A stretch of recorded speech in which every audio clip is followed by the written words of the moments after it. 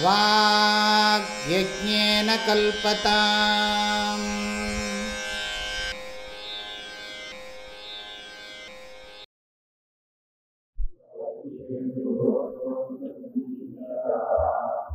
ஆத்மேச்சாவ்யவசீயதாம்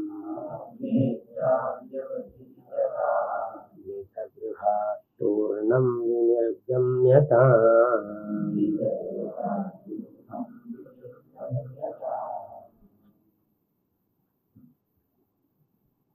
இந்த ஸ்லோகத்தினுடைய பொழிப்புரை இது.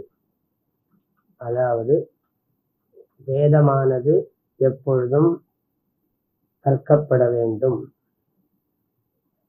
பிறகு அதில் கூறப்பட்டிருக்கின்ற கர்மங்களை எல்லாம் நன்றாக அனுஷ்டிக்க வேண்டும். அப்படிப்பட்ட அனுஷ்டானத்தினால் ஈஸ்வர பூஜையானது நிகழ வேண்டும். காமிய கர்மங்களில் உள்ள புத்தியை விட்டுவிட வேண்டும்.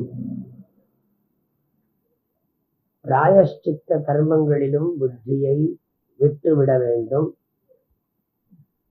அல்லது பாவங்களை, பாவ கூட்டங்களை பொசுக்க வேண்டும். இவ்வுலக இன்பத்தில் இருக்கின்ற குறைகளை இடைவிடாமல் நினைத்து பார்க்க வேண்டும். பரம்பொருளின் மீது ஆர்வத்தை நன்றாக கொள்ள வேண்டும். விரைவில் வீட்டை விட்டு வெளியில் கிளம்ப வேண்டும். இதுதான் இந்த முதல் ஸ்லோகத்தில் இருக்கக்கூடிய கருத்துக்கள். நேற்றைக்கு 2 விஷயத்துக்கு அர்த்தம் சொல்லி இருக்கிறேன். வேதஹா நித்தியம் அதீயதாம். ஆன்மீக வாழ்க்கையில் ஒருவன் முதலில் அறிவை தருகின்ற உயர்ந்த நூல்களை கற்க வேண்டும். அந்த நூல்கள்தான் நாம் எப்படி வாழ வேண்டும், எப்படி வாழக்கூடாது என்கிற விஷயத்தில் நமக்கு நல்ல அறிவை புகட்டுகின்றன. அத்தகைய நூல்களை முதலில் கற்க வேண்டும். இதுதான் பிரம்மச்சரிய ஆசிரமத்தினுடைய முக்கியமான கர்மா. பிரம்மச்சரிய ஆசிரமத்துல முக்கியமா நாம செய்யறது என்ன கேட்டா அத்தியனம். அத்தியனம்னு சொன்னா வேத நூல்களை எல்லாம் படிக்கிறது. ஒருவன் அப்போ பிரதானமா அவன் கொடுக்க வேண்டியது, கான்சென்ட்ரேட் பண்ண வேண்டியது படிப்புக்கு தான். அவனுக்கும் சுருக்கமான ரிச்சுவல்ஸ் எல்லாம் உண்டு. சிறிய அளவுல சந்தியாவந்தனம், சமிதாதானம், இது போன்ற ரிச்சுவல்ஸ் எல்லாம் இருக்கும். கடவுள் வழிபாடு, குரு வழிபாடு இதெல்லாம் உண்டு. ஆனா அதிகமா அவன் நேரம் செலவு பண்றதெல்லாம் படிக்கிறதுலதான். பிரம்மச்சரிய ஆசிரமம் மாணவ பருவம். அதத்தான் இந்த வேதோ நித்தியம் அதீயதாம் என்கிற ஒரு வாக்கியமானது விளக்குகிறது. வேதஹா நித்தியம் அதீயதாம்.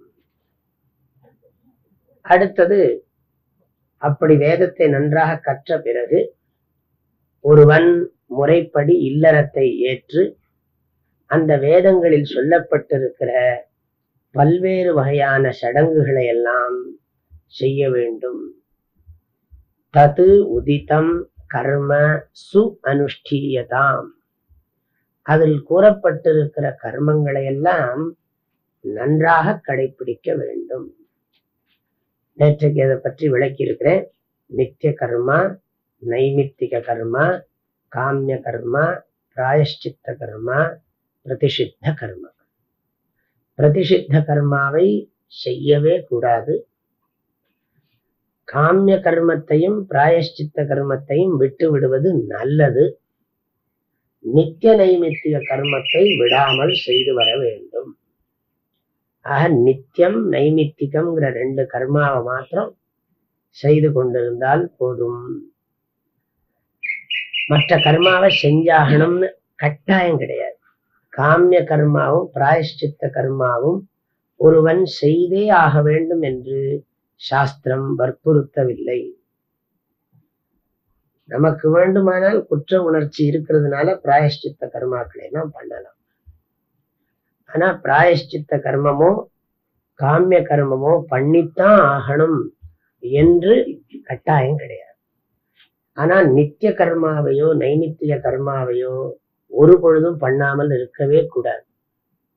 சொல்ல போனா நித்திய நைமித்திய கர்மாவை செய்யாமல் ஒருவன் காமிய கர்மத்தையோ பிராயஷ்சித்த கர்மத்தையோ செய்தானேயானால் அந்த நித்திய நைமித்திய கர்மாவை செய்யாததுனால அந்த பலன் கிடைக்காது. காமிய கர்மமும் பிராயஷ்சித்த கர்மமும் நித்திய நைமித்திய கர்மங்களை ஒழுங்காக செய்பவனுக்குத்தான் பலனை கொடுக்கும். நித்திய நைமித்திய கர்மமே சரியா செய்யாம திடீர்னு ஒரு நாளைக்கு காமிய கர்மாவை பண்ணினா அதுக்கு பலன் வராதுங்கிறது இல்ல, பூரணமா இருக்காது. அது நாம நினைக்கிற அளவுக்கு பிரயோஜனம் கிடைக்காது. ஆகவே நித்திய நைமித்திக கர்மங்களை விடாமல் செய்து வர வேண்டும். நீங்க எல்லாரும் புரிந்து கொள்ளலாம், இன்றைக்கும் நம்முடைய கலாச்சாரத்தில் அது இருந்து கொண்டிருக்கிறது, முற்றிலும் அழிந்து போகவில்லை. இந்த கடவுளை வழிபடுறதுங்கிற ஒரு கருத்து எப்பவும் இருந்து கொண்டிருக்கிறது. அதெல்லாம் நீங்க நித்திய கர்மாவில் சேர்த்துக் கொள்ளணும். நேற்றைக்கு சொன்ன மாதிரி சிவராத்திரியோ வைகுண்ட ஏகாதசியோ மற்ற எந்த ஒரு விசேஷ தினங்களாக இருந்தாலும் அதுவும் நித்திய கர்மத்திலேயே சேரும். திருமணம் பண்றது, குழந்தை பிறந்தா செய்யற சடங்குகள், இதெல்லாம் நைமித்திக கர்மத்துல சேரும். இதெல்லாம் நாம் விடுறதில்லை.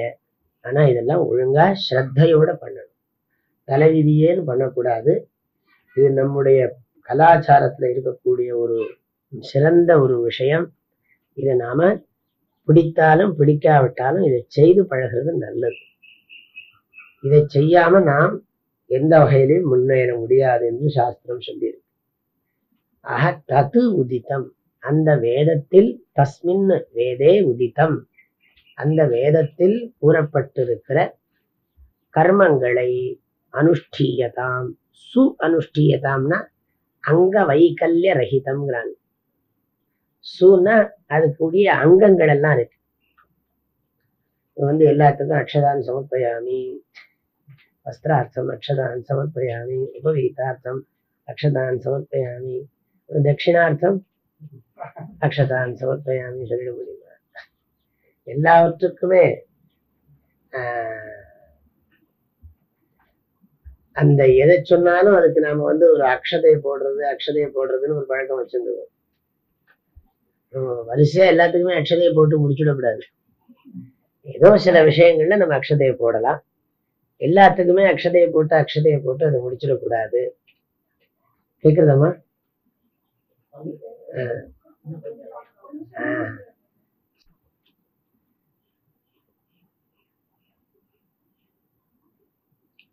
எந்த கர்மாவை பண்ணினாலும் அந்த கர்மாவில அதுக்கான அங்கங்கள்லாம் இருக்கிறது. அந்த அங்கத்தை பூர்த்தி பண்ணாம கர்மாவை பண்ணக்கூடாது. மந்திரஹீனம் அதக்ஷிணம் பகவான் கீதையில சொல்லுகிறார். அதாவது அன்னதானம் இல்லாமல் தட்சிணை இல்லாமல் செய்யக்கூடிய கர்மா பூர்த்தி ஆகாது. அதனால எல்லாத்துக்குமே அந்த ஒரு கிரமம் இருக்கிறது. அந்த அங்கத்தை விடாம பண்ணணும். பூர்வாங்கம், உத்தராங்கம், மத்தியில கர்மா, இத்தனையும் இருக்கிறது. எல்லாவற்றையுமே நாம் சரியாக செய்தாக வேண்டும். அதனால்தான் சு அனுஷ்டீயதாம், நன்றாகவே அனுஷ்டிக்க வேண்டும். சரி, அடுத்தது சொல்லுகிறது தேன ஈஷஸ்ய அபசித்திஹி விதீயதாம். மாத்தி படிக்கணும். அது தேன ஈஷஸ்ய அபசித்திஹி விதீயதாம். தேனன்னு சொன்ன தேன கர்மனா, அந்த கர்மத்தினால், அபசித்திகின்னு சொன்னா பூஜைன்னு அர்த்தம். அபசித்திகிங்கிற பதத்துக்கு பூஜா இத்யர்த்தः. அந்த கர்மத்தை கொண்டு ஈஸ்வரனுக்கு பூஜை பண்ண வேண்டும். இதனுடைய அர்த்தம் என்னன்னு கேட்டா, கர்மாவை எல்லாம் செய்து முடித்தவுடன் காயேன வாச்சா மனசேந்திரியைர்வா புத்தியாத்மனாவா பிரகிருதே ஸ்வபாவாத் கரோமி யத்யத் சகலம் பரஸ்மை நாராயணாயேதி சமர்ப்பயாமி. அதுதான் ஈஸ்வர அர்ப்பணம். பல தியாகான்னு அர்த்தம். ஈஸ்வர பூஜைனா என்ன அர்த்தம்? இந்த இடத்துல இந்த கர்மாக்களை எல்லாம் செய்து முடித்த பிறகு அந்த கர்மங்கள், அது நம்முடைய வீட்டுல செய்யக்கூடிய ஜாத கர்மா, நாமகரணம், அன்னப்பிராசனம், சௌளம், உபநயனம், பும்சுவனம், சீமந்தம், எதா இருந்தாலும் சரி, எந்த கர்மாக்களை செஞ்சாலும் சரி, அந்த கர்மாவை கடைசியில ஈஸ்வரார்ப்பணமா பண்ணணும். அதை முடிச்சுடணும். அது முடிந்த உடனே அந்த பலனை ஈஸ்வரனுக்கு அர்ப்பணம் பண்ணணும். சகலம் பரஸ்மை நாராயணாயேதி சமர்ப்பயாமி. அத்தனையும் நான் நாராயணனுக்கு சமர்ப்பணம் பண்ணுகிறேன். அப்படி பண்றதுனால என்ன ஆகும்னா, அப்படி பலனை அர்ப்பணம் பண்ணலேன்னு சொன்னா நமக்கு மீண்டும் மீண்டும் பிறவி வருமா, மறுபடியும் பிறவி துன்பம் தொடரும். ஆகையினால இந்த ஸ்லோகம் என்ன சொல்லுகிறதுனா, முதல்ல நீ கொஞ்ச நாளைக்கு உனக்காக கர்மா பண்ணு, எனக்கு அதை பண்ணினா அது கிடைக்கும், சொர்க்கம் கிடைக்கும், இந்த உலகத்துல சுகம் கிடைக்கும், தனம் கிடைக்கும், தானியம் கிடைக்கும்ங்கிற ஆட்டிடியூடோட பண்ணலாம். அதை வேதமே சொல்லுகிறது. ஆனா கொஞ்ச நாள் கழித்து என்ன பண்ணணும்னா அதெல்லாம் விட்டுடணும். அது தானாகவே அது புரியும் நமக்கு. எப்படி கேட்டா, நாளாக நாளாக இந்த பலன் இகலோக சுகமும் சரி, பரலோக சுகமும் சரி, ரெண்டு சுகமும் அனித்தியம்ங்கிறது புரியும். அது நான் அது பிறகு வரக்கூடிய வாக்கியங்களே அது வருகிறது. இந்த இடத்துல இந்த அளவுல நான் இந்த அர்த்தத்தை நிறைவு செய்கிறேன். தேன ஈசஸ்ய அபசிதிஹி விதீயதாம். அந்த கர்மத்தினால ஈஸ்வரனுக்கு பூஜையை பண்ண வேண்டும். அப்படின்னா அந்த கர்மத்தை ஈஸ்வரனுக்கு அர்ப்பணம் பண்ண வேண்டும். நீங்க அதை உணர்ந்து சொன்னாலும் உணராம சொன்னாலும் சரி, மந்திரத்துக்கெல்லாம் பலன் இருக்கு. உணர்ந்து சொன்னா இன்னும் பிரயோஜனம் உடனே கிடைக்கும். உணராம சொன்னா பிரயோஜனம் கொஞ்சம் நாள் கழிச்சுதான் கிடைக்கும். உணர்ந்து சொன்னாலும் சொல்லாவிட்டாலும் இந்த பூஜை பண்ற மாதிரி அதை பாவனை பண்ணி அதை அர்ப்பணம் பண்றோம் இல்லையா, அபசிதிஹி விதியதாம்னா அர்ப்பணம் பண்ணிடும். எல்லா கர்மாவையும் செஞ்சு முடிச்ச உடனே நாராயணாயேதி சமர்ப்பயாமி அப்படி சொல்லிட்டா அதுதான் பூஜா. பூஜையவே அர்ப்பணம் பண்றோம். ஈஸ்வரனுக்கு நாம பூஜை பண்றோம். அந்த பூஜைக்கு ஒரு பலன் இருக்கும். அதெல்லாம் என்ன சொல்றோம், அந்த பலனையும் உனக்கே நான் அர்ப்பணம் பண்ணுகிறேன் அப்படின்னு பாவனை பண்ணிடுறோம். கையில ஜலம் விட்டு அதை விட்டுடும். சகலம் பரஸ்மை நாராயணாயேதி சமர்ப்பயாமின்னு விட்டுடும். அப்ப அதை விடுறதுனால அது ஒரு வகையான ஒரு பலனை கொடுக்கறது. அந்த அதிருஷ்ட பலன்னு ஒண்ணு இருக்கு. அதிருஷ்டம்னு சொன்னா திருஷ்டம், அன்சீன். நாம இங்க செய்யற பூஜை இதெல்லாம் நமக்கு எப்படி சுவாமி பக்குவத்தை கொடுக்கறது, என்ன கனெக்ஷன்னா அதுதான் அதிருஷ்டம்னு. இந்த இங்க அக்னய ஸ்வாஹா, இந்திராய ஸ்வாஹா, சோமாய ஸ்வாஹா அப்படின்னு ஹோமம் பண்ணினா அது இந்த கொடுக்கும், தனத்தை கொடுக்கும்னா அந்த தனத்தை கொடுக்கறதுக்கும் அக்னய ஸ்வாஹாவுக்கும் என்ன கனெக்ஷன் கேட்டா என்ன சொல்றது? அக்னய ஸ்வாஹா, சோமாய ஸ்வாஹா, இந்திராய ஸ்வாஹா எல்லாம் பண்ணி அதெல்லாம் நீ ஹோமம் பண்ணினியானா உனக்கு தனம் வரும், தானியம் வரும்னா என்ன கனெக்ஷன்னா அதுதான் விசுவாசம். அந்த இடத்துல அந்த கனெக்ஷன் நம்மளால சொல்ல முடியாது. இது கர்மா திருஷ்டம், கர்ம பலனும் திருஷ்டம். கர்மாவுக்கும் கர்ம பலனுக்கும் இருக்கிற சம்பந்தம் அதிருஷ்டம். அதனால இந்த கர்மாக்களுக்கு வேதத்துல சொல்லி இருக்கிற கர்மாக்கள் எல்லாம் அதிருஷ்ட கர்மாக்கள்னு சொல்றோம். இந்த புண்ணியம்ங்கிறதும் அதிருஷ்டம் தான், தெரியாது. பாப்பம்ங்கிறதும் அதிருஷ்டம் தான். ஆக இந்த அதிருஷ்டமா இருக்கிறதுனாலதான் நிறைய பேருக்கு நம்பிக்கை வரல. ஆனா அந்த அதிருஷ்டத்துல நமக்கு நம்பிக்கை ஜாஸ்தி. அதிருஷ்டம்னா லக்கின்னு மீனிங் கிடையாது, அன்சீன் அர்த்தம். அதிருஷ்டம்னு சொன்னா நீங்க உடனே லக்கி எப்படின்னு எழுதிடக்கூடாது. லக்கி கிடையாது, திருஷ்டம் அதிருஷ்டம். அப்ப கர்மாவெல்லாம் செய்யறதுனால நான் விடாம நமசிவாய ஜபம் பண்றதுனால என்ன ஆகுறதுன்னா, நாளாக நாளாக நாளாக எந்த மந்திரத்தை நான் ஜபம் பண்றேனோ அந்த மந்திரமானது என்னையும் அறியாம எனக்கு பக்குவத்தை கொடுக்கிறது. பெரியோர்கள் கண்ட உண்மை இது. நாமளும் அதை நம்பி நாமளும் பண்றோம். அப்போ நமசிவாயவோ நாராயணாயவோ ஜபத்துக்கோ இந்த மனசு சுத்தமாகறதுக்கும் என்ன கனெக்ஷன்னா தெரியாது. அது தெரியாது. ஆனா அது ரொம்ப ரொம்ப நாம என்ன பண்றோம், நம்புறோம். சயின்டிபிக்கா ப்ரூஃப் பண்ணுவோம் கிடையாது. அதுலதான் நம்ம பரம விசுவாசம் வைத்திருக்கிறோம். வேதமே சொல்லுகிறது, இதை நம்பி செய், உனக்கு எல்லாம் கிடைக்கும் அப்படின்னு சொல்லுது. அந்த நம்பிக்கையினால்தான் நம்ம அதெல்லாம் பண்றோம். ஆக தேன ஈசஸ்ய அபசிதிஹி விதீயதாம். அப்படி பூஜை பண்றதையும் நாம அர்ப்பணம் பண்றதுனால என்ன ஆகுறதுன்னா, நமக்கு அந்த பலன் வர்றதுக்கு பதிலா மனசு பக்குவம் அடைய ஆரம்பிக்கிறது. சாதாரணமா இகலோக பலன் பரலோக பலன் அப்படின்னு பலனை சொல்றது சாஸ்திரம். நீ இந்த கர்மாவை செஞ்சியானா உனக்கு இகலோகத்துல இந்த சௌக்கியம் எல்லாம் உண்டாகும். உப்பூஷ்ச பிருத்வி பகுலான உர்வி பவா தோகா யதனயா யசையோ அப்படின்னா உனக்கு சிட்டிக்கு நடுவுல பெரிய லேண்ட் எல்லாம் வரும்னு அர்த்தம் இருக்கு.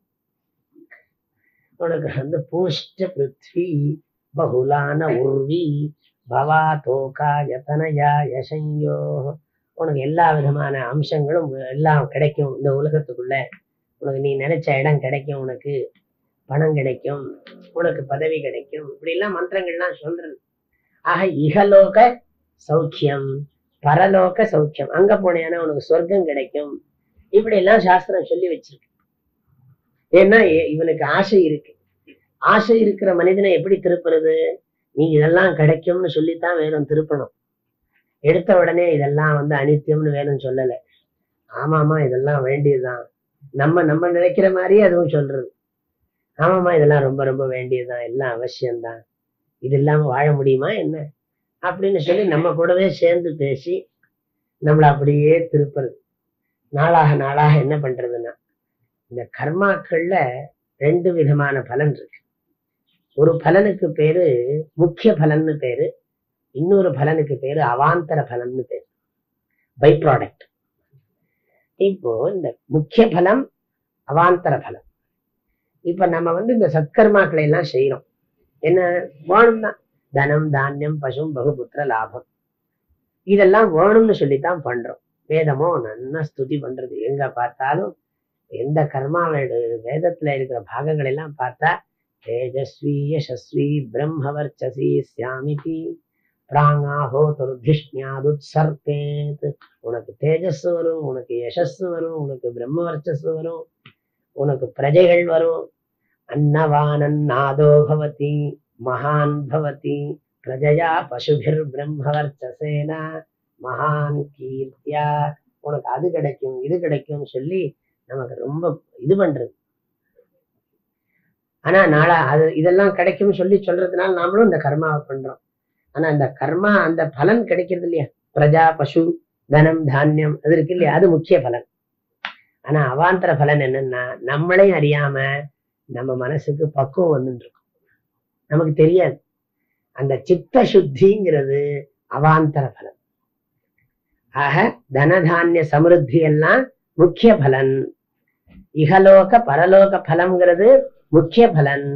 சித்த சுத்திங்கிறது அவாந்தர பலன். அப்புறம் காலப்போக்குல புத்தி வர வர வர நமக்கு என்ன ஆகும்னா, இகலோக பலத்திலையும் பரலோக பலத்திலையும் இச்சை போயிடும். அப்பவும் நாம கர்மாவெல்லாம் பண்ணுவோம். கர்மாவை விடக்கூடாது. சாஸ்திரப்படி சந்நியாசம் பண்ணினாதான் விடலாம். ஆகையினால கர்மாவை விடக்கூடாது, கர்மாவை பண்ணிட்டு இருக்கணும். அப்ப கர்மாவை செய்யறதுனால என்ன கிடைக்கும்னா, முக்கிய பலன் சித்த சுத்தி, அவாந்தர பலன் இகலோக பலம் பரலோக பலம் மாறிடும், உல்டாவாயிடும். முதல்ல நாம நினைச்சது இகலோக பரலோக சௌக்கியத்துக்காக கர்மாவை பண்ணோம். அதுல நமக்கு அவாந்தர பலம் என்ன வந்துட்டு இருந்ததுன்னா சித்த சுத்தி வந்துட்டு இருந்தது. அந்த சித்த சுத்தி கொஞ்சம் கொஞ்சமா சேர்ந்து சேர்ந்து சேர்ந்து என்ன சொல்றதுன்னா, ஐயோ இப்படி போய் அனித்தியத்தை கேட்கறியே பகவான் கிட்ட அப்படின்னு சொல்றது. இந்த சித்த சுத்தி மனசு சுத்தமாக ஆக அனித்தியமான வஸ்துக்களை போய் கடவுள்கிட்ட கேட்கறியே அப்படின்னு சொல்றது. அப்ப உடனே என்ன பண்றோம், சரி அந்த அனித்தியமான வஸ்துவை நான் புரிஞ்சுட்டு இருக்கேன் இல்லையா, அது திருடமாகணும்னா பழையபடியும் கர்மா பண்ணணும், விடக்கூடாது. அப்ப கர்மாவை விடாம நான் பண்ண இப்ப என்னோட இன்டென்ஷன் என்னன்னா, சித்த சுத்தி தான் எனக்கு மெயின். இப்ப எனக்கு சித்த சுத்தி தான் வேணும் அப்படின்னு நினைச்சு நான் பண்றேன். அப்ப சித்த சுத்திங்கிறது முக்கியமான பலனாம் இருக்கிறது. அவாந்தர பலனாக என்ன இருக்கிறதுன்னா, அவாந்தர பலனாக இகலோக பரலோக சௌக்கியம். இந்த விஷயத்த நீங்க கொஞ்சம் யோசிச்சு புரிஞ்சுக்கணும். அப்போ இந்த கர்மாக்களை எல்லாம் ஈஸ்வரனுக்கு அர்ப்பணம் பண்றதுனால நமக்கு கிடைக்கின்ற பிரயோஜனம் சித்த சுத்தி. அப்போ இந்த வரிக்கு நான் விளக்கத்தை நிறைவு செய்கிறேன். இந்த வரிக்கு விளக்கம் முடிவு பெறுகிறது. காமியே மதிஸ்தியதாம். ஆரம்பத்துல நீ கொஞ்ச நாளைக்கு காமிய கர்மாவை பண்ணலாம், அதுக்கப்புறம் சும்மா எப்ப பார்த்தாலும் காமிய கர்மாவை பண்ணாது. வேதம் தான் நிறைய சொல்றோம். சர்வான் வா ஏஷோ காமான் பிரவேசயதி யோக்னீனன் வாதாய விரதமுபைதி சயதனிஷ்ட்வா பிரஜாயாத் அகாம பிரீதா ஏனங் காமானானு பிரஜாயு அதேஜா அவீர்யஸ்யாத் சஜுஹுயாத் துப்யந்தா அங்கிரஸ்தமா விஸ்வாஹ சுக்ஷிதயः பృథக் அக்னே காமாயேமி ரஜிதி காமானேவாஸ்மின் ததாதி காமப்ரீதா ஏனங் காமானானு பிரயாந்தி தேஜஸ்வி வீர்யாவான் பவதி. எல்லாம் ஆசீர்வாதம் பண்றதை கேட்டா நமக்கு ஆனந்தமா தான் இருக்கு. அவெல்லாம் நம்மளை ரொம்ப ஆசீர்வாதம் பண்றா, இப்படி இருப்பேன் அப்படி இருப்பேன் சொல்லி ஆசீர்வாதம் பண்றா. கேட்க கேட்க நமக்கும் ஒரே ஆனந்தமாக இருக்கிறது. கர்மாவை பண்ணணும் போல இருக்கு. ஆனா இவர் என்ன சொல்றார்? காமியே மதிஹி தியஜ்யதாம். காமிய கர்மணி புத்தியை விடு. ஏன்னா காமிய கர்மம் பண்ணினா அந்த பலனை அனுபவிச்சாகணும். அப்படி பலனை அனுபவிக்கிற போது நமக்கு ஜென்மா வந்துதான் தீரும். நம்ம அதுல இருந்து தப்பிக்க முடியாது. நாம இந்த பிறவியிலிருந்து விடுபட வேண்டாமா? பிறவியிலிருந்து விடுபடணும்னு சொன்னா பிறவிக்கு காரணமான கர்மங்களிலிருந்து நாம் விடுபட வேண்டும். அந்த சாஸ்திரமே அப்படிதான் சொல்லுது. அது இப்படி ஒரு வகையா நீங்க சிந்திச்சு பாருங்க, புரியும் உங்களுக்கு. அதாவது துன்பம் நீங்கணும்னு சாஸ்திரம் சொல்றது. துன்பம் நீங்கணும்னா உனக்கு சரீரம் இல்லாம இருந்தா தான் துன்பம் இல்லாம இருக்கு.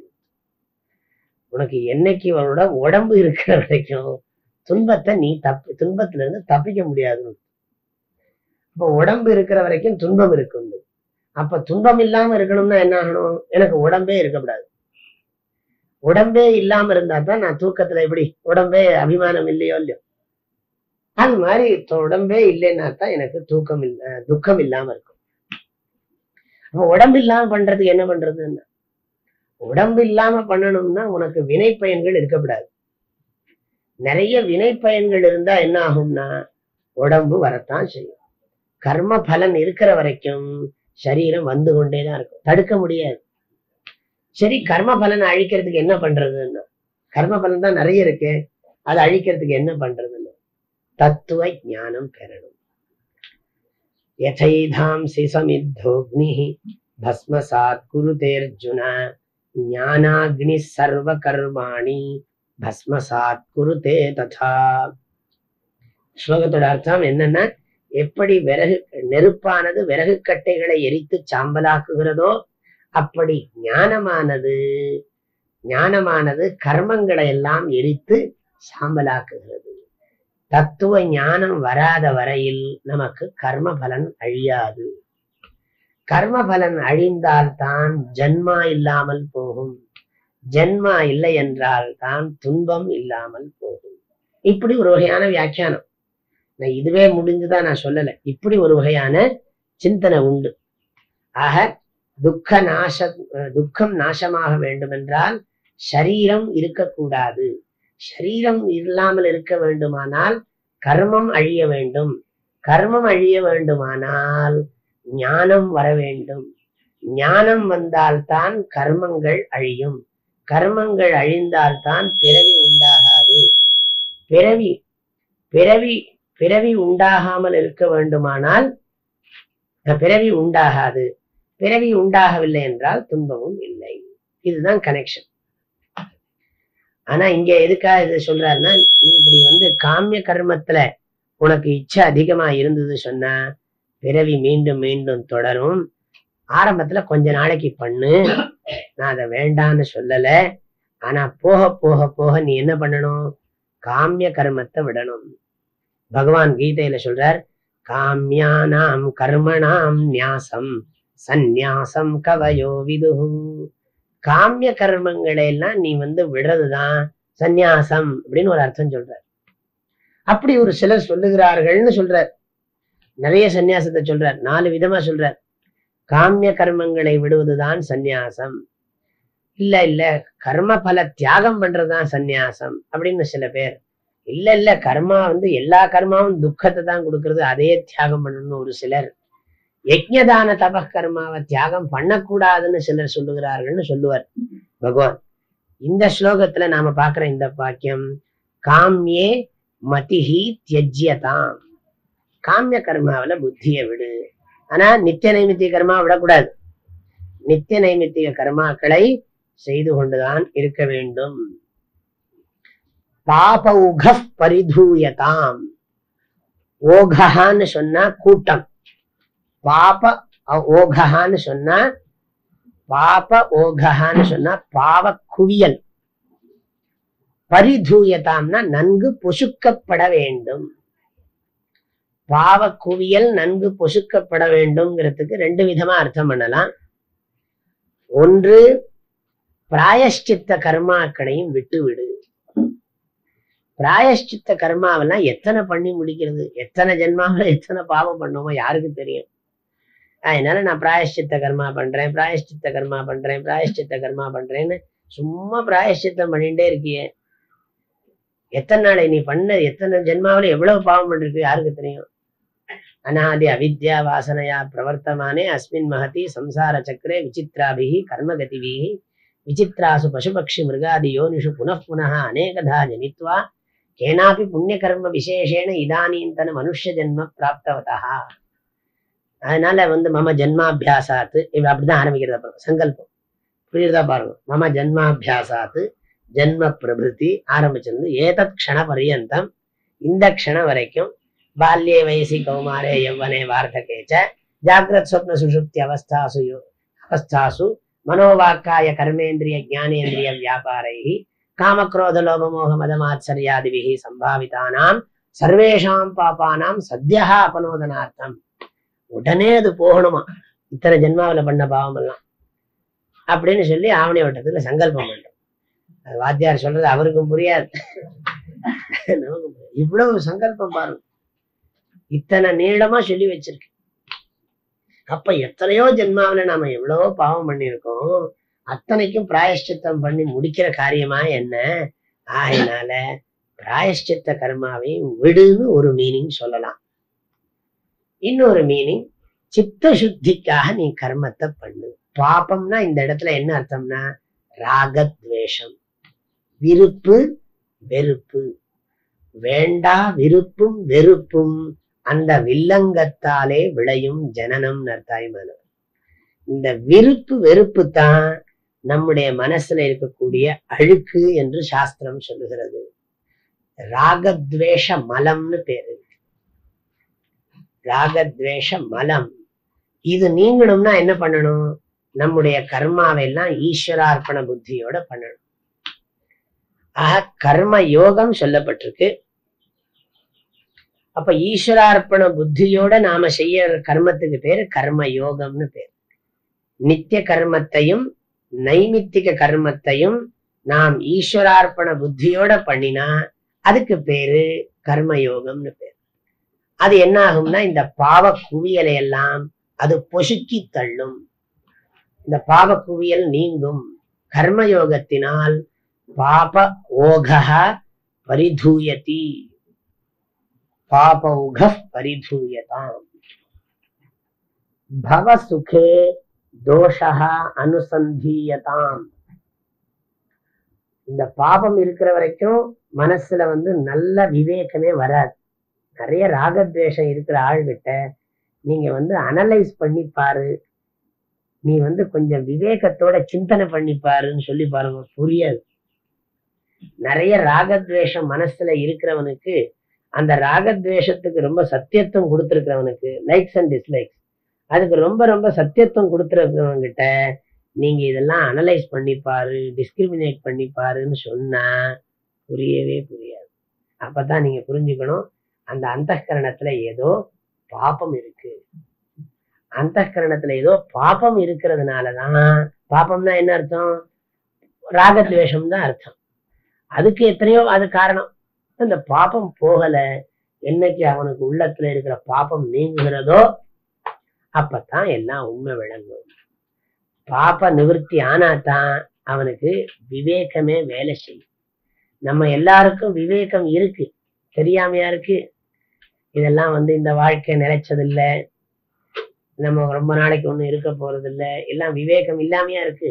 அந்த விவேகம் கலுஷிதமாக இருக்கிறது, அழுக்கால மூடப்பட்டிருக்கிறது. இந்த பாபம்ங்கிற அழுக்குனால அது மூடப்பட்டிருக்கிறது. ஆகையினால என்ன பண்ணணும்? பிராயஷ்சித்த கர்மாக்களை எல்லாம் விட்டு விட்டு, காமிய கர்மத்தை விட்டு விட்டு நித்திய நைமித்திய கர்மத்தை மாத்திரம் பண்ணினா போதும். அதனாலதான் இப்ப பெரும்பாலும் பின்னாடி வந்த இந்த வைதிக காலத்துக்கு பிறகு வந்த இந்த சாஸ்திரங்கள், ஆகம சாஸ்திரங்கள் எல்லாம் தேவ ஆராதனைக்கு பிராதானியம் கொடுத்து, அதாவது யஜ்ஞ கர்மாக்களை காட்டிலும் தேவ ஆராதனைக்கு பிராதானியம். யஜ்ஞ கர்மாக்களை விடல, தேவ ஆராதனைகளுக்கு பிராதானியம் கொடுத்து. ஆகையினால இந்த தேவதா ஆராதனைகளை எல்லாம் நன்றாக பண்ணினா நமக்கு என்ன ஆகும்னா பாபங்கள் எல்லாம் நீங்கும், இருவினையும் நீங்கி போகும், பாபம் நீங்கும். அது மாத்திரமல்ல, அப்படி நீங்க என்ன ஆகுமா, அப்பதான் புத்திக்கு இந்த விசாரிக்கிற சக்தியே வருமா. அதத்தான் அந்த வரி சொல்லுகிறது, பவ சுகே தோஷா அனுசந்தீயதாம். பவ சுகே தோஷா அனுசந்தீயதாம். பவ சுகேன்னா இந்த உலகத்துல இருக்கக்கூடிய சுகத்துல நிறைய குறைகள் இருக்கு. இது வெறும் சுகமாக மாத்திரம் இல்ல, குறைகளோடு கூடிய இன்பமே அன்றி இது நிறைவான இன்பம் இல்லை என்று இடைவிடாமல் நினைத்துப்பார். பவன இவ்வுலகத்தில், சம்சாரேன்னு அர்த்தம். சுகம், சுகேன்னு சொன்னா சுகத்தில், தோஷா, தோஷான்னா குறை. என்ன குறை இருக்குன்னா, இந்த உலகத்துல நாம அனுபவிக்கிற எல்லா இன்பமும் துன்பம் கலந்ததாகத்தான் இருக்கு. அது அதனுடைய ஒரு பெரிய குறை. பியூர் சுகம்னு இந்த உலகத்துல எதுவும் கிடையாது. ஏதாவது ஒண்ணு சொல்ல முடியுமா, இதனால நமக்கு பியூர் சுகம்தான் வர்றது அப்படின்னு சொல்ல முடியாது. இன்ட்ரெஸ்ட் இல்லைன்னா தேவதா பூஜை துக்கம்தான் இல்லையா. அப்பா சொல்றாரேன்னு பண்றாருன்னு வச்சுங்க, அவருக்கு ஆர்வமா பண்ணினான்னு சொன்னா அதுல சுகம் இருக்கும். அதுவும் கூட அதுக்கெல்லாம் சந்தனம் அரைக்கணும், பூ எடுத்துன்னு வரணும், சும்மா இல்ல அந்த ரூமை தொடச்சு வைக்கணும். இதெல்லாம் இதுக்காக குறையா சொல்லல, அது கூட நமக்கு பியூர் சுகம்னு சொல்ல முடியாது. சுத்தமா பரிபூர்ணமா துக்க மிஸ்ரித்தமே இல்லாத சுகம்னு ஒரு சுகம் இந்த உலகத்துல கிடையாது. பணம் பரிபூர்ணமா சுகத்தை கொடுக்கும்னு சொல்ல முடியுமான்னு. அர்த்தானாம் ஆர்ஜனே துக்கம் ஆர்ஜிதானாஞ்ச ரக்ஷணே நாசே துக்கம் வியஜே துக்கம் கிமர்த்தம் துக்க பாஜனம். என்ன அர்த்தம் தெரியுமா? சம்பாதிக்கிறதே கஷ்டப்பட்டுதான் சம்பாதிக்கணும்பா. பணம் சம்பாதிக்கிறதே கஷ்டப்பட்டுதான் சம்பாதிக்கணும். அப்புறம் அந்த பணத்தை காப்பாத்துறதுக்கும் நீ கஷ்டப்படணும். இந்த பணம் செலவானாலும் கஷ்டமா இருக்கும், பணம் திருட்டு போனாலும் கஷ்டமா இருக்கும். ஆர்ஜனே துக்கம் நாசே துக்கம் வியே துக்கம் கிமர்த்தம் துக்க பாஜனம். இப்ப இது என்ன தெரிகிறது? உலகத்துல எந்த ஒரு பதார்த்தத்தை எடுத்துக்கொண்டாலும் அதுல சுகம் மாத்திரம் இருக்கிற அம்சம் கிடையாது, துக்கமும் சேர்ந்துதான் இருக்கு. ஒரு பேப்பருக்கு எப்படி 2 பக்கம் இருக்கோ அது மாதிரி சுகமும் துக்கமும் இந்த உலகத்தினுடைய சுபாவம். இது ஒரு தோஷம். அதாவது துன்பம் கலந்த தன்மை என்பது இவ்வுலக இன்பத்திலே இருக்கிற குறை. இது ஒண்ணு. 2வது குறை என்னன்னா, துன்பம் கலந்த தன்மை என்பது ஒரு குறைன்னு சொல்லியாச்சு. 2வது குறை என்ன கேட்டா, அதிருப்தி கரத்துவம். என்ன இவ்வளவு இன்பம் வந்தாலும் திருப்தி வர, நிறைய எத்தனை சுகம் கிடைச்சாலும் சரி திருப்தி வராது. மோர் மோர் அந்த மோர்ங்கிறது நிக்காது. அப்ப இன்னும் போகணும் இன்னும் போகணும். எல்லா பெரிய பெரிய இண்டஸ்ட்ரி எல்லாம் என்ன பண்றது, நெக்ஸ்ட் இயருக்கு இன்னும் டார்கெட்டை கூட்டுறது. அப்ப அது அது பண்ணணும். நான் இல்லைன்னு சொல்லல, அது பண்ணக்கூடாதுங்கிற அர்த்தத்துல சொல்லல. ஆனா என்ன அர்த்தம்னா, இப்ப இருக்கிற டார்கெட்ல நமக்கு, இப்ப அடைஞ்சிருக்கிற டார்கெட்ல நமக்கு திருப்தி இருக்கப்படாது. திருப்தி இருந்தா அது டிஸ்குவாலிபிகேஷன். திருப்தி பட்டுட்டா அது தகுதி குறைவது. நீ திருப்தி படக்கூடாது, இன்னும் ஆசைப்படணும். அப்பனா என்ன பண்ணணும், அதுல திருப்தி ஏற்படக்கூடாது. அதிருப்தி கரத்துவம். நாம அனுபவிக்கிற சுகத்துல எல்லாம் நமக்கு திருப்தி ஏற்படுறதுல போதாது, இன்னும் வேணுங்கிற எண்ணம் இருக்கு. இது ஒரு குறை. பவ சுகே தோஷா அனுசந்தியதாம்க்கு வியாக்கியானம். இந்த உலக சுகத்துல இருக்கக்கூடிய குறைய நினைச்சு பாருன்னு சொல்றது. நாம அந்த குறைய ஒரு இடத்துல உட்கார்ந்து பொறுமையா நினைக்காததுனாலதான் நமக்கு துக்கம் அதிகமாயிட்டே போறது. இதுல இருக்கிற குறைய கொஞ்சமாவது உட்கார்ந்து ஒரு இடத்துல யோசிச்சு பார்த்தோமே ஆனால் நாம் அதை விட்டுடுவோம், அல்லது குறைச்சிக்கவாவது செய்யும். நம்ம அதில் மேலும் மேலும் போய் அதுல போய் விழமாட்டோம். மூணாவது குறை என்னன்னா, இந்த உலக இன்பத்தை நம்மால விடவும் முடியாது, அடிக்ட் ஆக்கிவிடும். அது நம்மை பந்தப்படுத்தி விடுகிறது. இதெல்லாம் இல்லாம உன்னால இருக்க முடியுமா அப்படின்னு கேட்டா நடக்க முடியாது. ஆனா அதுல திருப்தி இருக்கா? இல்ல. வரும் திருப்தி இருக்கா இல்லையா? இல்ல. அது வெறும் சுகமா இருக்கா? எங்க சுகம்? இதெல்லாம் வச்சு வீட்டை கட்டிவிட்டேன், அதை காப்பாத்துறதுக்குள்ள போரும் போர்னு இருக்கு, உங்களுக்கு தெரியுமா அப்படின்னு. அப்ப வீடு சுகம், வீடு சுகம் தரும்னு நினைச்சா மாத்திரம் இல்ல, அதுல துக்கமும் கலந்துதான் இருக்கு. சரி, இந்த வீட்டுல திருப்தி இருக்கானா? என்ன வீடு இது? சரியாகவும் இல்லை. அப்ப முதல்ல பாருங்க, வீடு இன்பமா இருக்கான்னா இன்பம் முழுக்க இன்பம் இல்லைங்கிறோம், துன்பம் கலந்துதான் இருக்கு வீடுன்னு. அப்புறம் என்னன்னா, சரி அதுல திருப்தியாவது இருக்கியானா? இன்னும் பத்தல, இன்னும் நிறைய செய்ய வேண்டியிருக்கு அப்படின்னு திருப்தியும் இல்லை. மூணாவது, சரி வீடு இல்லாம முன்னால இருக்க முடியுமா? அது எங்க நடக்கும்? முடியாது. நீங்க எதுக்கு வேணாலும் அப்ளை பண்ணுங்க. நான் ரொம்ப வர்ணனை பண்ணல, ஏன்னா நான் நெக்ஸ்ட் ஸ்லோகத்துக்கு போகணும். அதனால வர்ணனை பண்ணணும்னு ஆரம்பிச்சா முடியவே இல்லை. கல்யாணம் செய்து கொள்றான் ஒருத்தன், கேளுங்க, துக்கம் இல்லாத சுகமா நீ அனுபவிக்கிறேன்னு கேட்டா என்ன சொல்றது? ஐயோ வாங்கி கொடுத்தே நான் மாளலை அப்படின்னு சொல்லி அது துக்கம் மிஸ்ரிதமா இருக்கு, துக்க மிஸ்ரிதமா இருக்கு. அது மாத்திரம் இல்ல, அவன் நடந்துக்கிற குணமெல்லாம் உனக்கு திருப்தியா இருக்கான்னு, எங்க நான் என்னத்தையோ நினைச்சேன், என்னவோ நடந்துட்டு இருக்கு அப்படின்னு சொல்லி. சரி அவ இல்லாம உன்னால வாழ முடியுமா? அதுவும் நடக்காது. அப்ப என்ன அர்த்தம்னா, அப்ப துக்க மிஸ்ரிதத்துவம், அதிருப்திகரத்துவம், பந்தகத்துவம், இது மூணு தோஷங்கள். பவ சுகே தோஷம், இந்த உலகத்துல இருக்கக்கூடிய தோஷம். அதனால என்ன பண்றதுன்னா, சரி இதுல இந்த துக்கத்தை, இந்த சுகத்தை, இந்த சுகத்துல இந்த தோஷம் இருக்குன்னு சொல்லுகிறீர்கள், வேற என்ன சுகம் இருக்கு அப்படின்னா, சுகம் இருக்குப்பா, அதனாலதான் இதை நான் வியாக்கியானம் பண்ணிட்டு இருக்கேன். அப்போ பவ சுகம்னு ஒரு வேர்டை யூஸ் பண்ணினா அதுக்கு ஆப்போசிட்டா வேற ஏதோ ஒரு சுகம் இருக்கு. பவ சுகம்ங்கிற ஒரு வேர்டை யூஸ் பண்ணினா உடனே புரிஞ்சுக்கணும், நீங்க இன்னொரு சுகம் இருக்குன்னு தெரிஞ்சுக்கணும். அதுதான் பிரம்மானந்தம்னு பேரு, ஆத்ம சுகம்னு பேரு. ஆத்ம சுகத்துல இந்த மூணு தோஷமும் இல்லை. நீங்க செவ்வாய் தோஷம் ராகு தோஷம் தான் கேட்டிருப்பேன், இந்த தோஷம் எல்லாம் நீங்க கேட்டிருக்கவே மாட்டேன். அதாவது இந்த துக்க மிஸ்ரிதத்துவ, அதிருப்திகரத்துவ, பந்தகத்துவ, இந்த தோஷங்களெல்லாம் நம்ம விசாரமே பண்ணிருக்க மாட்டோம். ஆனா சாஸ்திரம் நன்றாக நமக்கு புரிய வைக்கிறது. அது மாத்திரம் இல்ல, அது கடைசியா என்ன சொல்றதுன்னா, நீ ஆத்ம சுகத்துல இச்சை வையப்பாங்கிறது. ஆத்மேச்சா வியவசீயதாம். இந்த பவ சுகத்துல தோஷத்தை புரிஞ்சுக்கோ. சரி வேற எங்க சுகம் இருக்கு, இதை விட்டா வேற என்ன கதின்னா, நீயே ஆனந்தம், ஆத்மாவே ஆனந்த ஸ்வரூபமாக இருக்கு. ஆனா அதை உட்கார்ந்து பொறுமையா ஆராய்ச்சி பண்ணணும். இப்படி சாதாரணமா திடீர்னு அதை அடையிறது இல்ல. ரொம்ப ரொம்ப அதுக்கு புத்திய பயன்படுத்தணும்பா. அதனால ஆத்மாவில இச்சையை வைங்கிறார். ஆத்மாவில இச்சை வைன்னா என்ன அர்த்தம்?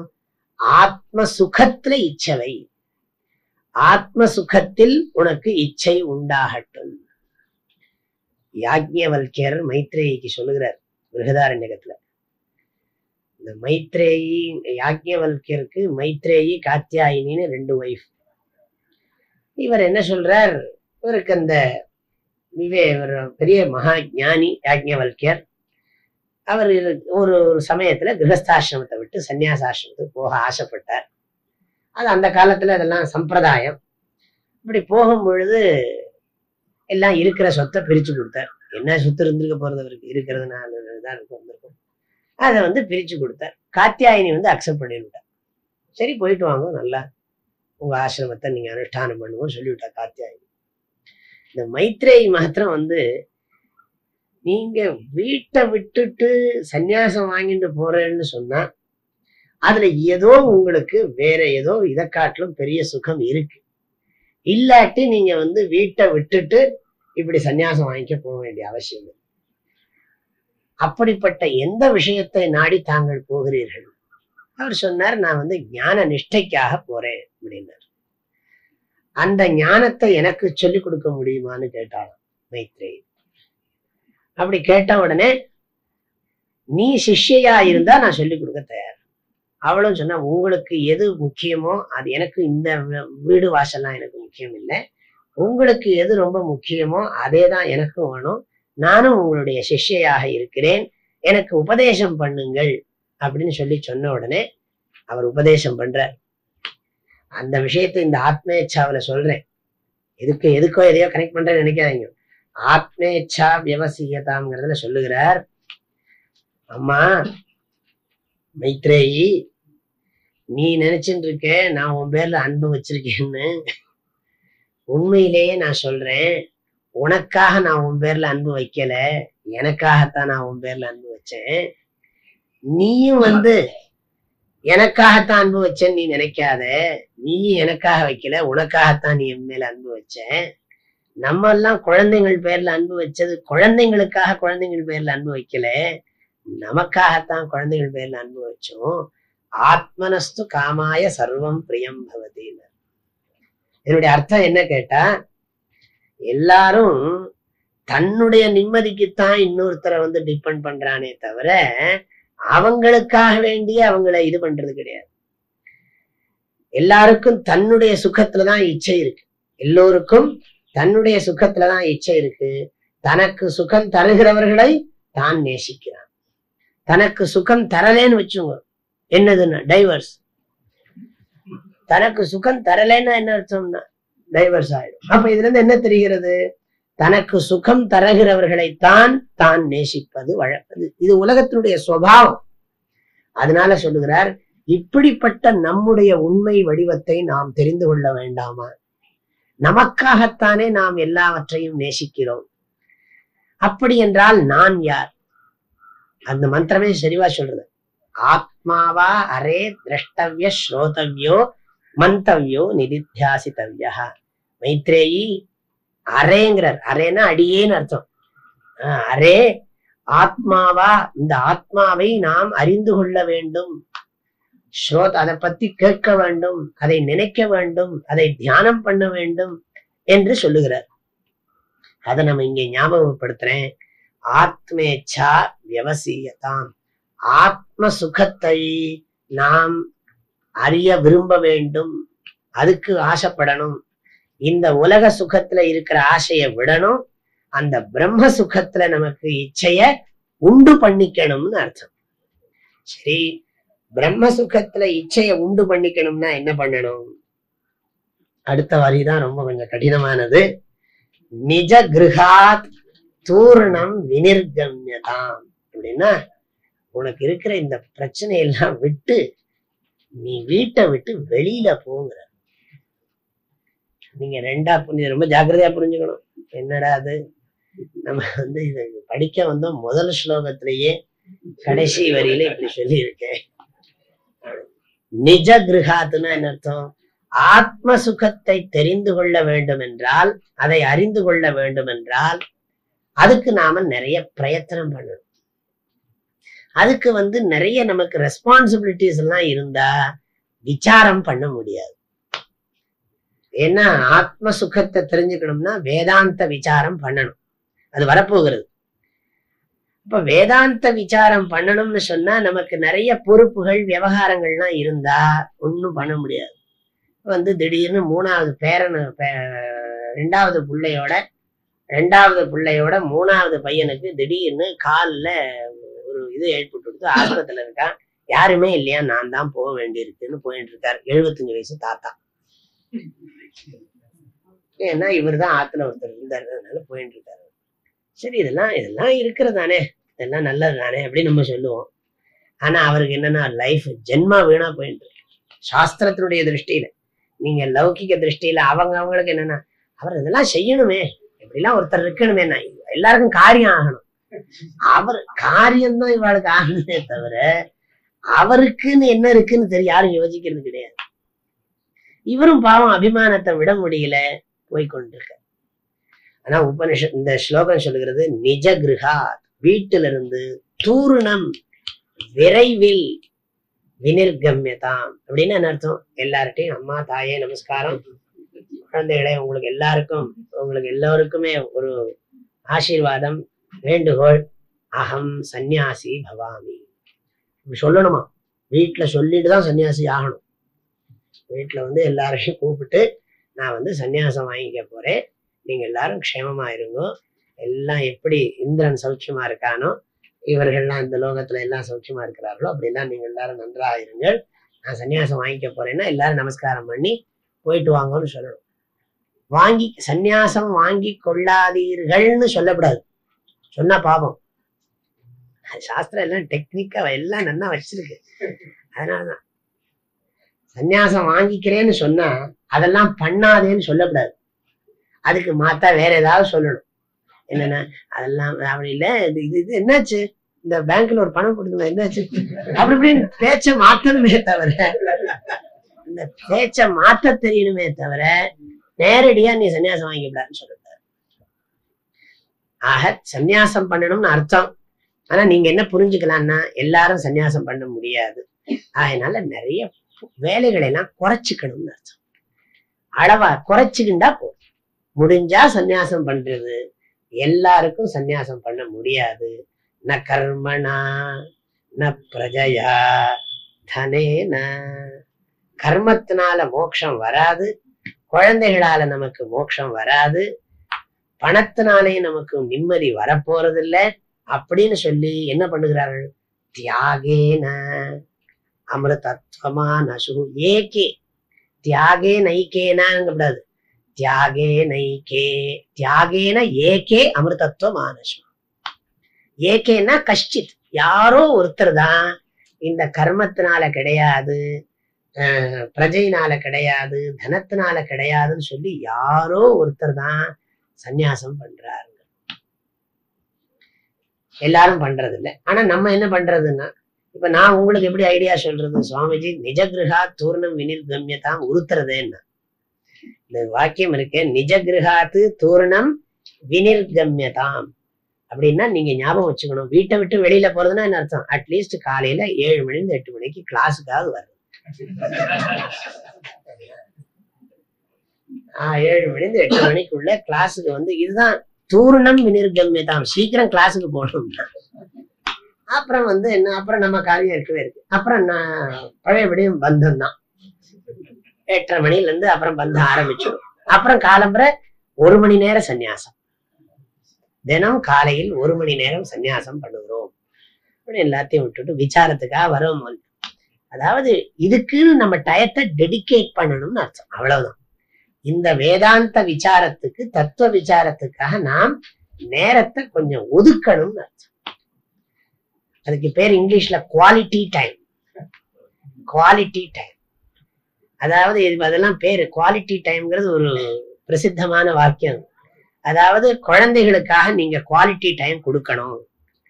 அதாவது அதை கவனிக்கிறதுக்குன்னு. அதுக்கு பாவம் எத்தனையோ விஷயங்கள்லாம் அம்மாட்ட சொல்லணும்னு இருக்கும், இது பண்ணணும்னு இருக்கும். அதுக்காக நீங்க நேரத்தை ஒதுக்கி குழந்தையோட இருக்கிறதுக்கு அப்படின்னு இப்ப வேலைக்கு போற அம்மாட்ட சொல்ல வேண்டியிருக்கு. அதாவது குவாலிட்டி டைம் கொடுங்கோ. யாராவது உங்ககிட்ட பேசினா அதுக்குன்னு ஒரு நேரத்தை ஒதுக்கி நல்லா பேசுங்க. சில பேர் வீட்டுக்கெல்லாம் வந்து இப்ப என்ன காரியம் இல்லாமையா போறது அப்படின்னு நம்ம நினைக்கிறோம். அது அன்பா பேசணும்னே சில நேரத்தை ஒதுக்குங்கிற. அது மாதிரி நீங்களும் வாழ்க்கையில நிம்மதிக்காக சிந்தனை பண்றதுக்கும் நம்ம குவாலிட்டி டைம் கொடுக்கணும். வாழ்க்கையில் நாம் நிம்மதி அடைவதற்காக நாம் சிந்திக்கணும். அந்த சிந்தனைக்கு நமக்கு ஒரு அவகாசம் வேணுமா வேண்டாமா? வேணும். அதுக்குதான் சந்நியாசம்.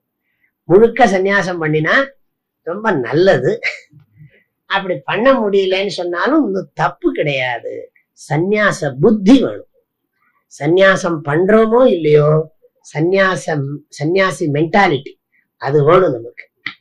அந்த வைராகிய புத்தியோட பண்ணணும். நிஜ கிருஹாத்து தூரணம் விநிர்கம்யதாம். இமோஷனலா சன்னியாசம் பண்ணக்கூடாது. ஏதோ சாமி இன்னைக்கு சொன்னாரா, எனக்கு அப்படி கேட்ட உடனே இப்படியே பண்ணணும் போல் இருக்கு. அப்புறம் அந்த பாவமெல்லாம் எனக்கு தான் வரும்.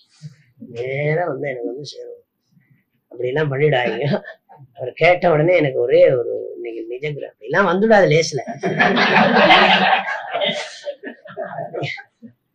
அப்படியே வந்தா கூட உடனே பண்ணக்கூடாது.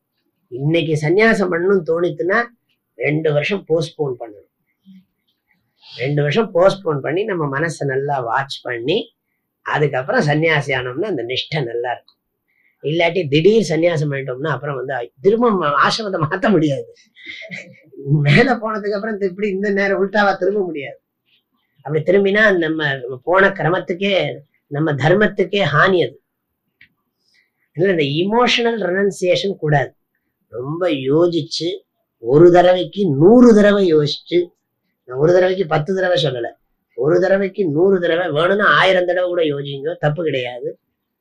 அதுக்கப்புறம் தான் சன்னியாசம் பண்ணும். திடீர் சன்னியாசம் எல்லாம் என்ன ஆகும்னா திடீர்னு போயிடும். அப்புறம் ஒரு காஷாயம் போட்டு இருப்பார், எல்லாம் பண்ணிட்டு இருப்பார். ஆனா ஹிருதயம் முழுக்க பந்தத்துல தான் உட்கார்ந்துட்டு இருப்பார். சன்னியாசமே பண்ணாது.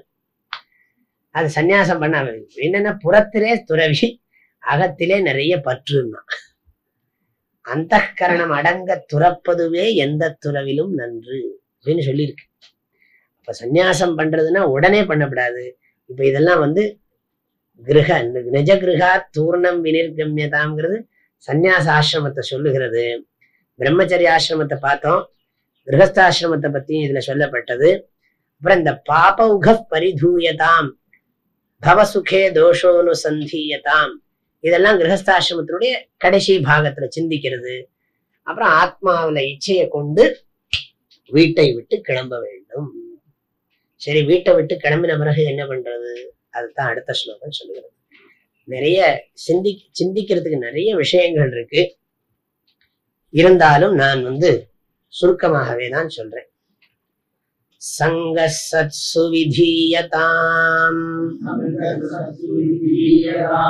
பகவதோ பக்திர் திருடாதீயதாம் சாந்த்யாதிஷ் பரிச்சீயதாம் திருடதரம் கர்மாஷு சந்த்யஜ்யதாம் சத்வித்வானுபஸ்ருப்யதாம் பிரதிதினம் தத்பாதுகா சேவ்யதாம் பிரம்மைகாக்ஷரமர்த்யதாம் ஸ்ருதிசிரோ வாக்யம் சமாகர்ண்யதாம்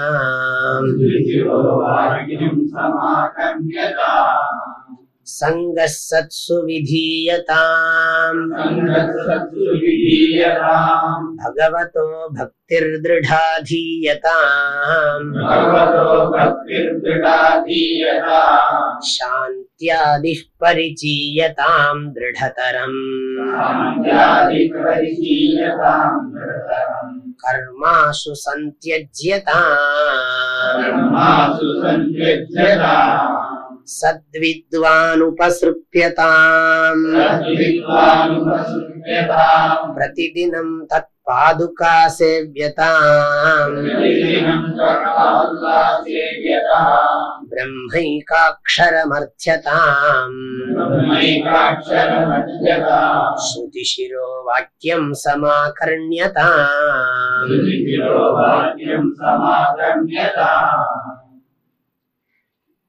வீட்டை விட்டு வெளியே கிளம்ப வேண்டும்னு சொன்னார். இப்ப இந்த ஸ்லோகத்தினுடைய பொழிப்புரைய சொல்றேன். வீட்டை விட்டு வெளியில கிளம்பணும்னு சொன்னாரே ஒழிய உடனே சன்னியாசம் வாங்கிக்கணும்னு சொல்லல. சன்னியாசத்தை பத்தி சொன்னோம் நாமளும். ஆனா இதுல அதுக்கப்புறம் என்ன சொல்லப்பட்டிருக்குன்னா, வானப்பிரஸ்தாசிரமம்னு ஒண்ணு கேள்விப்பட்டிருப்பீர்கள். அதுல என்னன்னா முழுக்க முழுக்க சத்சங்கம் தியானம் தான் இம்பார்ட்டன்ட். அதை சொல்லுகிறது. சத்சு சங்கஹா விதீயதாம். சாதுக்களிடத்தில் தொடர்பை ஏற்படுத்தி கொள்ள வேண்டும், நல்லோர்களோடு சேர்ந்திருக்க வேண்டும் அப்படின்னு அர்த்தம். நல்லார் இணக்கத்தில் இருக்க வேண்டும், திருடமான பக்தியை பகவானிடத்தில் கொள்ள வேண்டும். இது 2வது வரிக்கு. பகவதோ பக்திர் திருடாதீயதாம். முதல் வரியில 2வது பாதம். சாந்தியாதி பரிச்சீயதாம். நல்ல உயர்ந்த பண்புகளை எல்லாம் அபியாசம் பண்ண வேண்டும், பழக வேண்டும். அதுக்கு பிறகுதான் சந்நியாசம். திருடதரம் கர்மாசு சந்தியஜ்யதாம். நன்றாகவே நித்திய நைமித்திக கர்மங்களை சந்நியாசம் பண்ணிவிட வேண்டும். சத்வித்வான் உபசிருப்யதாம். நல்ல சிறந்த குருவை, நல்ல ஞானியாக இருக்கக்கூடிய குருவை நாட வேண்டும். பிரதிதினம் தத் பாதுகா சேவ்யதாம். தினந்தோறும் அவருடைய திருவடியை வணங்க வேண்டும். பிரம்மைகாக்ஷரம் அர்த்ததாம். அவரிடமிருந்து ஓங்கார மந்திரத்தை உபதேசம் பெற வேண்டும். அது மாத்திரம் போராது, ஸ்ருதி சிரோ வாக்கியம் சமாகர்ண்யதாம். பிறகு வேதாந்தத்தை அவரிடத்திலிருந்து கேட்க வேண்டும். ஆக சத்சங்கம் பண்ணணும், பக்தி பண்ணணும், பண்புகளை பழகணும், சந்நியாசம் பண்ணணும், குரு கிட்ட போகணும், அவரை நமஸ்காரம் பண்ணணும், ஓங்கார மந்திரத்தை உபதேசம் வாங்கிக்கணும், வேதாந்தத்தை கேட்கணும். இதுதான் வரிசையா சொல்லியிருக்கு. இதை விரிவாக நாளை கூறுகிறேன். ஓம் பூர்ணமதః பூர்ணமிதம் பூர்ணாத் பூர்ணமுதச்யதே பூர்ணஸ்ய பூர்ணமாதாய பூர்ணமேவாவசிஷ்யதே. ஓம் சாந்தி சாந்தி சாந்தி. ஹரி ஓம்.